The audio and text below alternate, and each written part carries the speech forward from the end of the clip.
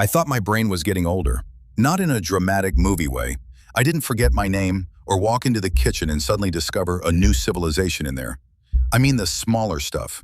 I would open my phone to check one thing, and 15 minutes later, I would be watching a guy restore a rusty knife from 1890. I would read the same paragraph 3 times and somehow retain only the emotional tone of the comma. And the worst one, I would sit down to work, fully motivated, coffee in hand, ready to become the best version of myself. And then my brain would quietly say, what if we reorganize the desktop instead? So I started wondering, is my brain actually aging faster? Or have I just trained it to behave like a golden retriever in a room full of tennis balls? That question sent me down a rabbit hole about brain age, focus, sleep, exercise, learning, sound, stress, and the tiny habits that either make your brain sharper or slowly turn it into oatmeal with Wi-Fi. And by the end of this experiment, my focus, memory, and mental speed felt noticeably younger. But here is the twist. The biggest improvement did not come from an expensive device, a supplement stack, or a productivity app with a logo that looks like a meditation startup had a baby with a bank. It came from fixing 3 boring things I had been ignoring, and one audio experiment I honestly expected to be nonsense. When I say brain age, I am talking about the way my brain felt during normal life, how fast I could focus, how easily I got distracted, how much I remembered, and whether work felt clear or weirdly heavy. Basically, I stopped treating my brain like a browser with 900 tabs open and one of them playing music I could not find. The first thing was sleep, and I know, everybody says sleep. Sleep is the broccoli of self-improvement advice. Correct, boring, and somehow still ignored by everyone. But sleep is when your brain does a lot of maintenance work. Memory consolidation, emotional regulation, attention reset, and clearing out some of the noise from the day. If you sleep badly for enough nights, you do not become disciplined but tired. You become a slower, more dramatic version of yourself. I used to think I was being productive late at night, but if I am honest, most late-night work was just me typing 3 mediocre sentences, deleting 2, then rewarding myself with a video called "Man Builds Underground Pool with Spoon." So I made one rule: same wake-up time, even if bedtime was not perfect. That anchored everything. After a few days, my body started getting the message, and after about a week, the morning fog was noticeably lower. Not gone, I am not a monk, but lower. If my brain had a customer support department, sleep was the part where they unplugged the router and plugged it back in. The second thing was movement. I know, another obvious one. At this point, the video is starting to sound like your doctor got access to YouTube analytics. But this is the part that made it click for me. Exercise is not just for your body. It is one of the most reliable behaviors connected with long-term brain health. Aerobic movement increases blood flow. It supports mood. It helps your body regulate energy better. And research links regular exercise with brain plasticity and healthier cognitive aging. Translation: moving your body tells your brain, hey, we still live in the physical world. Please stop becoming a notification sponge.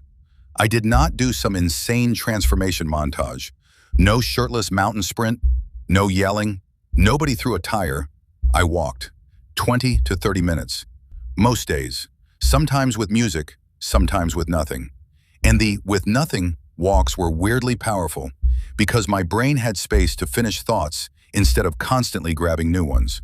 After a few days, ideas started coming back. Not genius ideas every time. Some were terrible. One was, what if coffee shops had nap corners? Which honestly I still support. But my brain felt less clogged, and that was the first real clue. The goal was not to become a productivity robot. The goal was to feel like my brain was available when I needed it. The third thing was novelty. Your brain loves patterns because patterns save energy. But if every day is the same apps, same chair, same stress, same scroll, same snack, your brain starts running life on autopilot. Learning something new forces attention. It creates friction. That friction is annoying, but it is also the point.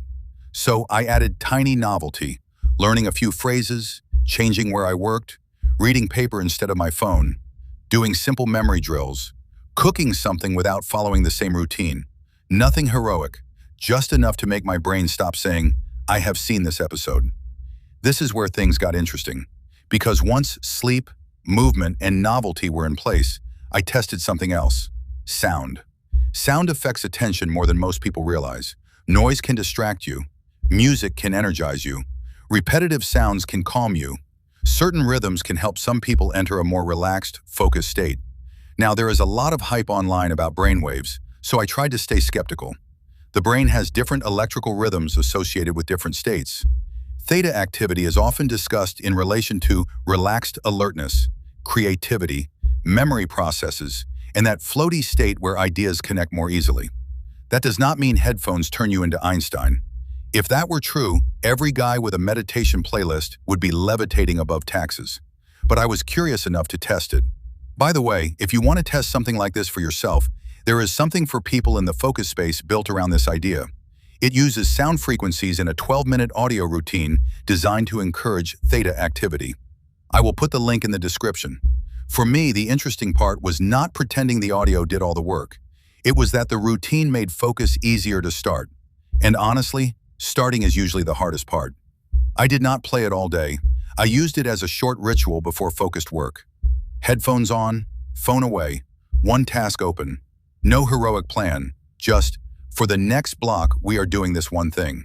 And that combination mattered more than the audio alone. Because a lot of people ask, does this tool work? But the better question is, what behavior does this tool help me repeat? If a short audio routine makes you sit down, breathe, remove distractions, and begin focused work, that alone can be useful.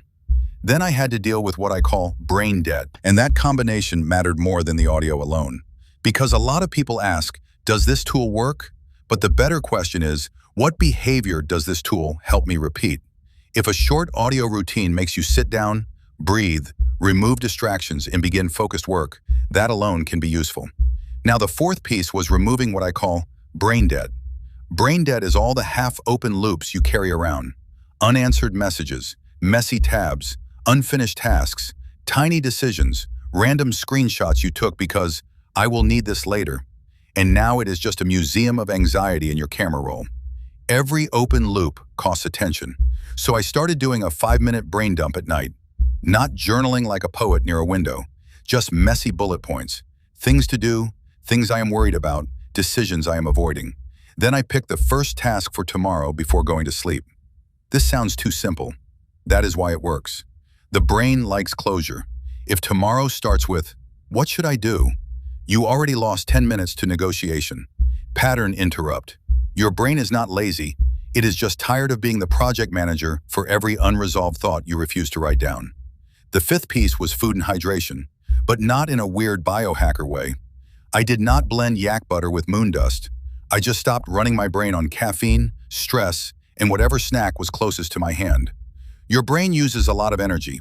Blood sugar swings, dehydration, and heavy meals can affect alertness. I started noticing that my worst focus windows were not random. They often came after bad sleep, too much caffeine, not enough water, or a lunch that made my body enter software update mode. So I made boring improvements. More water, more protein earlier, fewer sugar crashes, coffee cut off earlier. Again boring, again useful. Now here is the big lesson from the whole experiment. I do not think my brain was old. I think my routine was making it act old. Bad sleep made it slower. No movement made it foggier. No novelty made it duller. Too many open loops made it anxious. Constant phone stimulation made normal work feel painfully underwhelming. And when I fixed those things, my brain did not become superhuman. It became available again. That is the best way I can describe it. Available. I could sit with one task longer. I could remember why I walked into a room. Most of the time, let us not get arrogant. I could read without fighting the urge to check something. Ideas came faster. My mood felt less brittle. And the weirdest part was that none of this felt extreme. It felt like I had stopped stealing from my future brain. So if you want to try your own version, here is the simple 7-day protocol. Wake up at the same time. Walk 20 minutes. Do one focused work block with your phone away. Add one tiny novelty challenge. Write down tomorrow's first task before bed. Watch caffeine, water, and the lunch that turns you into a sleepy Windows update. And if you want to test the sound frequency routine I mentioned, I will leave the link in the description. Use it like a focus ritual, not a magic wand. At the end of 7 days, ask yourself 3 questions. Did I focus faster? Did I remember more? Did my brain feel younger during the day? That is the score that matters. Because maybe brain age is not just about how many birthdays you have had,